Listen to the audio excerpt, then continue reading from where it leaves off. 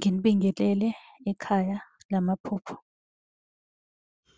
Uma umusha la ekhaya sicela ukuthi ushaye u-subscribe ukuze ngokulandelayo ungaphuthelwa uma sifaka ividiyo.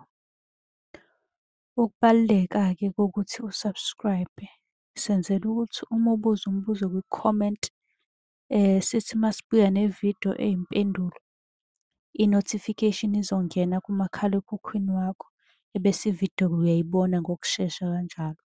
Kanti uma unga-subscribe-ile angeke uze ubone nhlobo ukuthi cha impendulo usuyitholile. Ngakho-ke uma unombuzo buza kwi-comment sizokwenzela ividiyo. Uyakwazi futhi ukusi-inbox-a lapho ku-TikTok usi-follow-we, inbox ucele inombolo ka-WhatsApp ozobuza njalo kuyona ekuseni uma-ke kukhona isibonakaliso obenaso. Nokubaluleka nje kokuthi-ke uwazi ukuthi ngabe lokho osuke ukuphuphile kubika ukuthini. Ake singene-ke kwelanamhlanje sikuchaza. Ake sikhulume ngenkomo. Uma iphupho isesangweni, suke kukhona isidalwa esidinga ukungeniswa ekhaya. Uma leyo nkomo nje uyibona ephusheni imile lapha esangweni, kusho ukuthi isidalwa singaphandle sidinga ukuthi singene, kuzomele-ke nisingenise. Ukuyiphupha izele inkomo, izele amawele. Lokho kusuke kubika inhlanhla enkulu. Uma-ke uhutshwa inkomo emnyama, kusho idlozi elibi futhi eliphenduliwe. Uma iphupho ikukubha ikukhipha ngaphandle kwekhaya, kusho ukuthi-ke lungisa indaba yesibongo, okungenzeka ukuthi awusiyena owalapho okhona.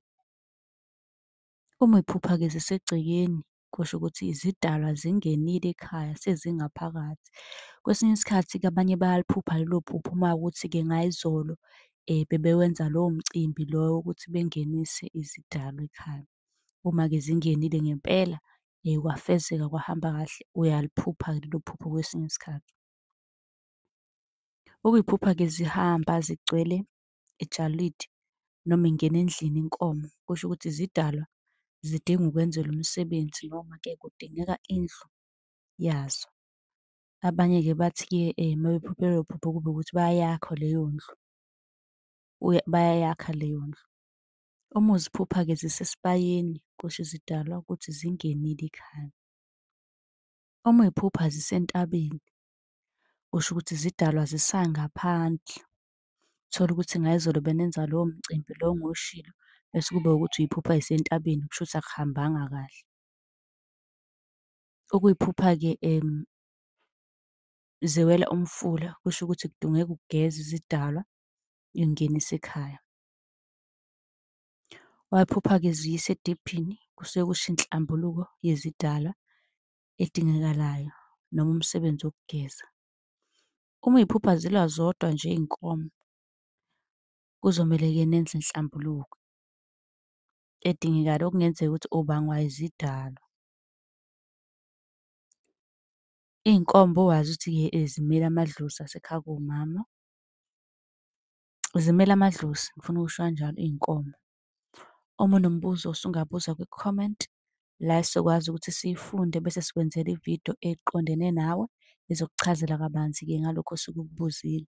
Ngicela ukuthi u-subscribe naku-TikTok nakhona siya-subscribe-a bese uyangi-inbox-a khona ku-TikTok ucele inombolo ka-WhatsApp le ozosibuza kuyo njalo ekuseni uma unephupho.